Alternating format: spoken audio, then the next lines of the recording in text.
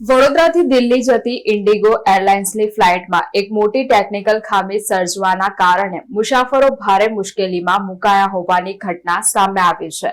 Airport પર ઉભેલી ફ્લાઇટમાં અચાનક વીજ પુરવઠો ખોરવાઈ જતા એર કન્ડિશનર અને લાઇટો સંપૂર્ણપણે બંધ થઈ ગઈ હતી. વડોદરા એરપોર્ટ પર ઇન્ડિગો એરલાઇન્સની ઘોર બેદરકારીનો એક ચોંકાવનારો કિસ્સો સામે આવ્યો છે. વડોદરાથી દિલ્હી જતી ઇન્ડિગોની ફ્લાઇટમાં ટેકનિકલ ખામી સર્જાવાના કારણે અચાનક વીજ પુરવઠો ખોરવાઈ ગયો હતો. પાવર ડિસ્ટરપ્શનના કારણે એરક્રાફ્ટની લાઇટો અને એસી બંધ થઈ ગયા હતા, જેના લીધે પ્લેનમાં સવાર મુસાફરો મુશ્કેલીમાં મુકાયા હતા. અંદાજો અડધા કલાક સુધી મુસાફરો ફ્લાઇટની અંદર જ અટવાઈ રહ્યા હતા. બંધ પ્લેનમાં એસી બંધ થઈ જતા અસહ્ય ગરમી અને ગુંગળામણ જેવી સ્થિતિ સર્જાઈ હતી. ગભરામણથી બચવા માટે કેટલાક મુસાફરો હાથ પંખા વડે હવા ખાવાનો પ્રયાસ કરતા નજરે પડ્યા હતા. એરલાઇન્સની આવી અગવડતા અને બેદરકારીથી રોષે ભરાયેલા મુસાફરોએ વિમાનની અંદર જ ભારે હોબાળો મચાવ્યો હતો.